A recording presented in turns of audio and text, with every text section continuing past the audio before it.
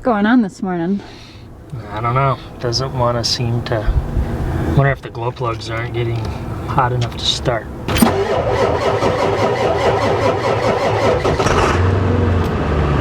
I'm Bree, and this is TJ. In 2017, we decided to break away from the norm and travel the US in our custom 4x4 van and Airstream. We loaded up our 2 dogs, Madly and Brody, and hit the road. We quickly realized life on the road is full of surprises, and our name-embracing Detours fit our new life perfectly. Please subscribe and welcome to the adventure.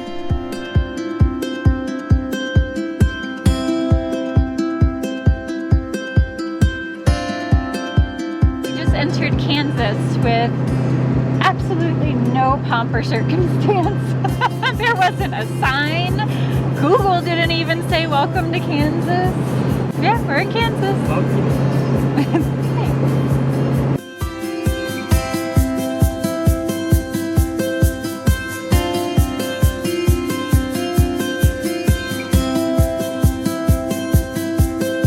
Our first stop in Kansas. Another harvest toast. It's a scooter. Hi, Scooter. Oh, Scooter. You are pretty cute. It's the cutest thing ever. I think we need a goat. Look at how cute. Look at how cute. What do we end up with, tea? We have pickles, which seems to be my thing. Pickles and salsa. I seem to always buy those everywhere we go. Some fire roasted salsa and some apple cider for Brie. We head out of our harvest host to explore, but first a quick stop to order a part for the van. Well, we ordered the relay. Hopefully it'll be here tomorrow morning. I think the guy was new. Oh no. Yeah, that always scares me, but... We're supposed to be leaving tomorrow morning. He said it should be here by 8 o'clock. So, we'll find out, I guess.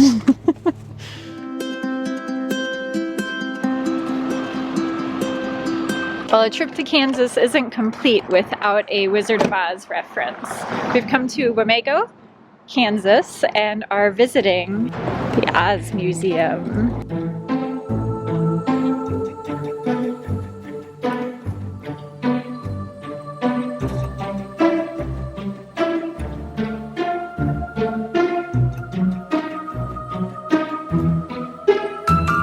TJ, I don't think we're in Kansas anymore. No. That was terrible.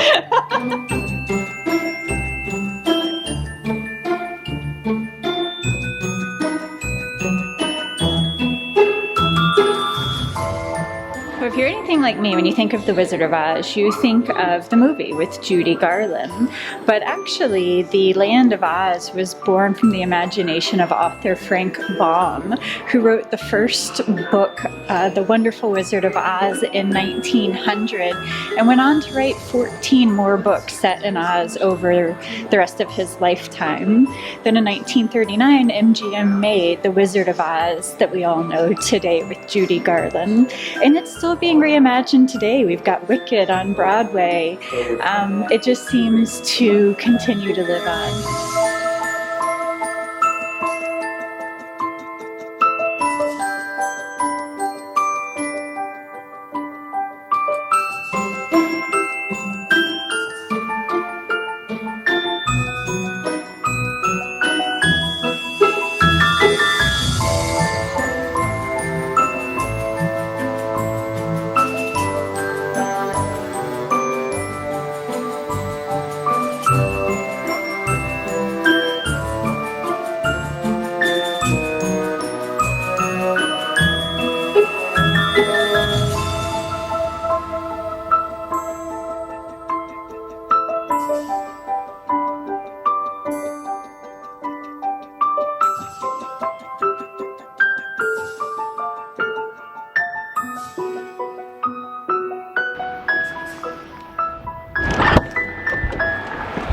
Well, what'd you think? I think it was a worthwhile stop. I think TJ gets less excited about those things than I do, but Yeah, it's just not his thing. He doesn't care about the Wizard of Oz, and that's fine. There are plenty of things I don't care about that he does, so we do these things for each other, so thank you. Yes. I found it interesting that when Frank Baum, the author of the Oz books, originally wrote Dorothy, he wrote her with silver slippers, and when they made the film, they switched them to ruby slippers because they were filming in Technicolor and they wanted to take full advantage of the color, and the red stood out against the yellow brick road a lot better than the silver did. Yep.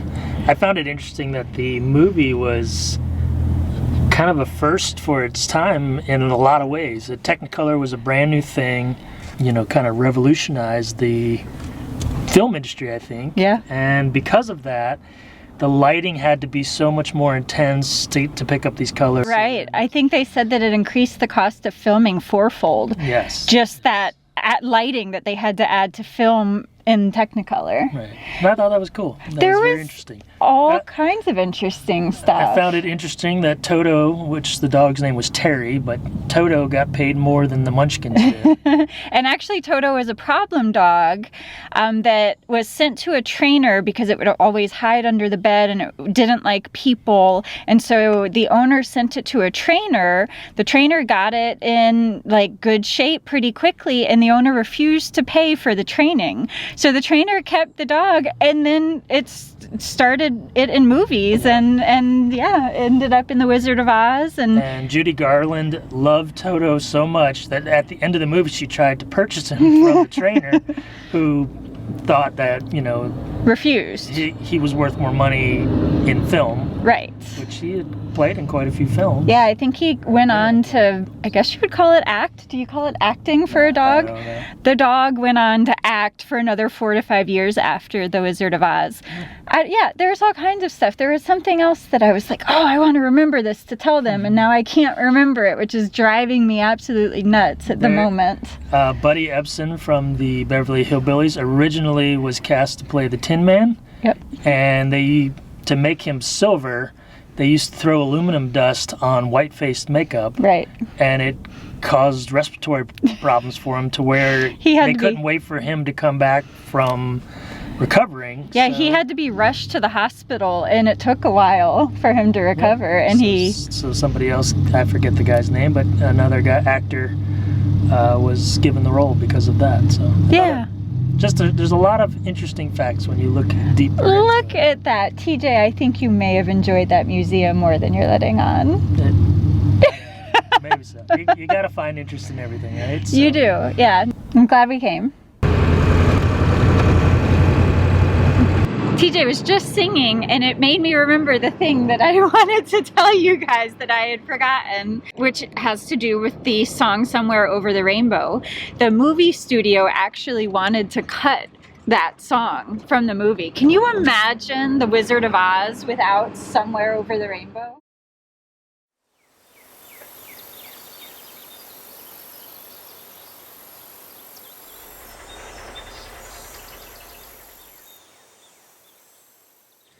All right, getting ready to head out of here. Donuts for breakfast this morning. Nothing like a jolt of sugar in the morning to get you going.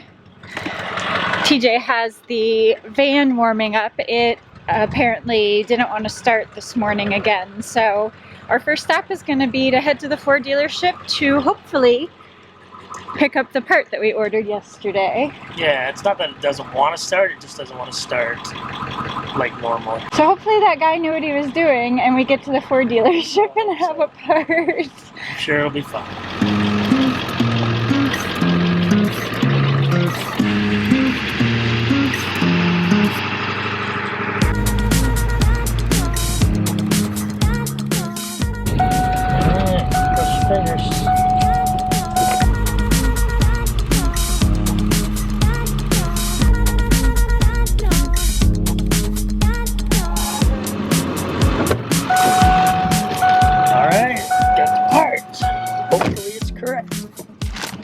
Looks good though.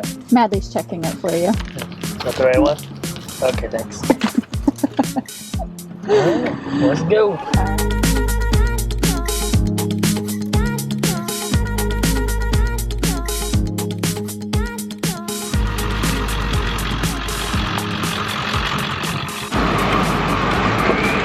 arrive at your destination. Well, we only came about an hour and a half south of our last stop, which was Manhattan, Kansas, to... Do you know where we are? Strong. Actually, we're in Cottonwood, Okay. Kansas, just south of Strong City. We came here to do the Tallgrass Prairie, but as you can see, the first thing on our list is... Get the chores out of the way first. You know, if there's one thing you can say about TJ, it's that he doesn't let any grass grow under his feet when it comes to van maintenance. The van is funny starting 2 mornings in a row, and he's got the hood up changing parts out. Yeah, shouldn't be a big deal though. It's pretty quick thing. So we're staying in a city park, $15 a night, water and electric. Do you remember the name of this park? Swope. Swope Park, S-W-O-P-E. 6 sites, so pretty small park. Yeah, I think it's gonna be a good night, and hopefully TJ can get that van part switched out quickly enough so that we still have time to go see the Tallgrass Prairie this afternoon.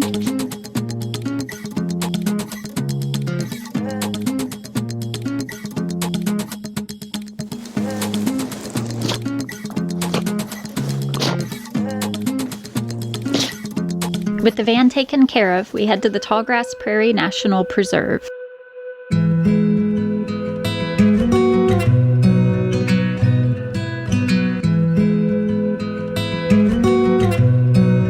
Tallgrass Prairie once covered 170 million acres of North America, but within a generation, most of it had been transformed into farmland. Less than 4% remains today, located primarily in the Kansas Flint Hills. Established in 1996, the preserve protects what remains of this once vast ecosystem and is the only unit of the National Park Service dedicated to the rich natural and cultural history of the Tallgrass Prairie.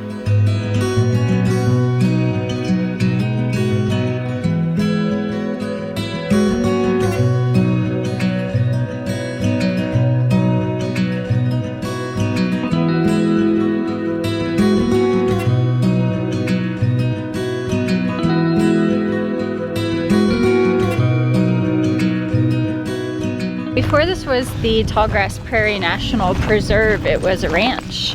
And a lot of the buildings are still here from those days. There's a ranch house that was built... 1881. And then a bunch of other buildings, like an outhouse and an ice house, and there's a limestone barn, and there's probably about 10 or so different buildings out here that were all built from the late 1800s and into the early 1900s that are now part of this Tallgrass Prairie National Preserve.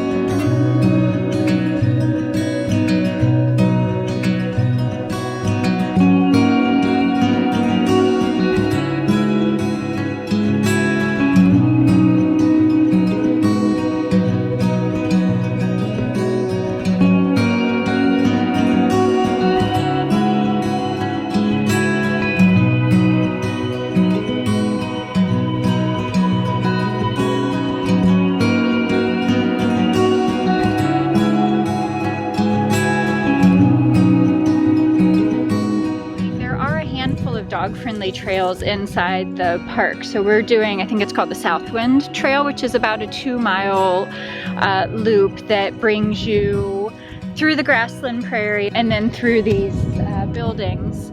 But if you don't have dogs with you, there are a lot more trails available. And they also have a bus tour that isn't running this year due to COVID. But I think it takes you back to parts of the prairie that you can't access otherwise.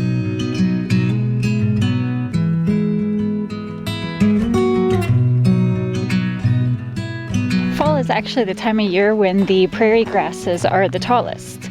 Depending on the year, they can be anywhere from 5 to 6 feet tall.